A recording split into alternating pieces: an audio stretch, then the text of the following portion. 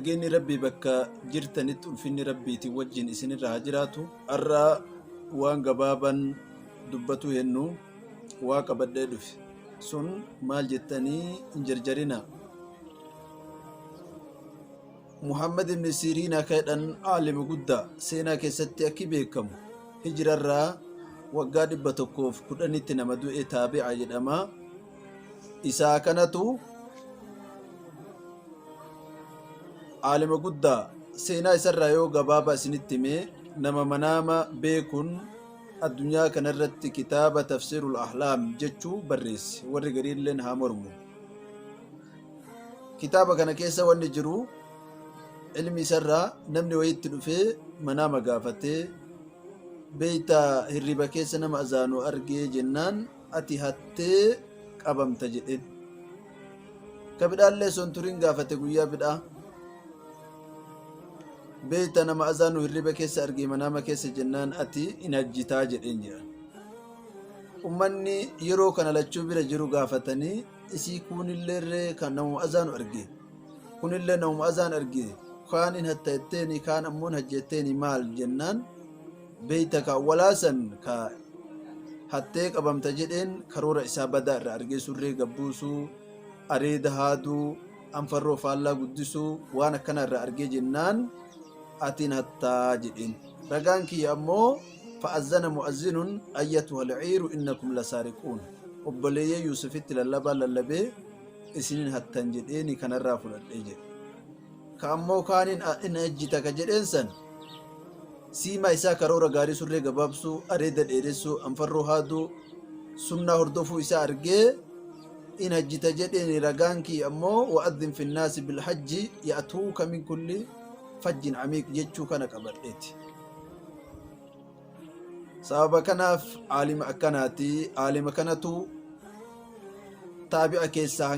hangafa bira taree dureessa taabi'aati durummaa isarraa waan barmeelii yookiin rootoo 600 kalaawu daa'ima yookiin zayitii qabaadha riwaayaan gariin zayitii warri gariin daa'ima jedha qaba barmeelii hagana ga'u kana yoo qabaatu maarree gadaa kennatti asoo deebi'e miliyoonar asoon tahin biliyoonar daa'ima barmeelii 600 jechuu laala barmeeliin tokkoyyuu haga ga'u kanaaf maarree isa akkanatti nigdii oofee naggaadde guddaa duniyaa akkanatti olii gad oofuu barmeelii kana keessa tokko keessa hantuunni bu'ee keessatti du'e jedhan maarree ka keessatti du'e wayita argan akkaataan hakaama shari'aa hantuunni yoo waa keessa bu'e akkaataa lama yoo wanni inni keessa bu'e sun waan jiidhaa akka aananii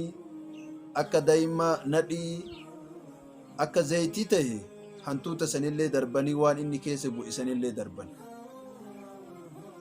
yoo inni ammoo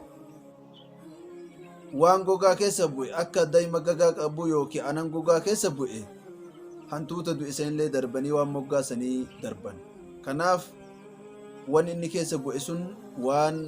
gagaa hin qabne waan ta'eef ka Muhammad ibn Siriin alima guddaa kun keessaa fuudhanii darban barmeelillee hin darbine jedhanii wayita saniif ittiin aanjine eegasii yoo yeroon ture barmeelli san keessaa kamii kaantuunni keessa bu'e san dagatan barmeelin 600 tokko keessa bu'een kanaaf ibnu Siriin alima guddaa waraa'a qabaa nama fuuldura isaa mul'ateef duniyaa dhiisee aakhiratu mul'ateef kanaaf barmeelii 600 guutuyyuu gannaqeedha barmeelii kana wayita gannaqee namni yoo itti dhufee abboo barmeelii kana yoo ganna ittiin hiyyoomta akkam goota jennaan akka inni jedhan maarree kasaarullee duniyaatti milkaa'uu barbaada inumaa bira taree fahaadaa dambun antadhiru cuqubatahu mundu 40 sana kun dilii qixaata isaa rabbina qaxaa jechuu waggaa 40 irraa taa'ee kajeelu jedha maali diliin sun jennaan ayyartu rajulan bi'annahu faqiir nama wahitti dhufee namticha saniin hiyyeessa jedheeni dhabaa dahaa jedheeni sababa namticha hiyyeessa jedheef saniif qixaata isaa arra taa'ee qajeela maarree qixaata san rabbi arra na qaxa'ee jedheedha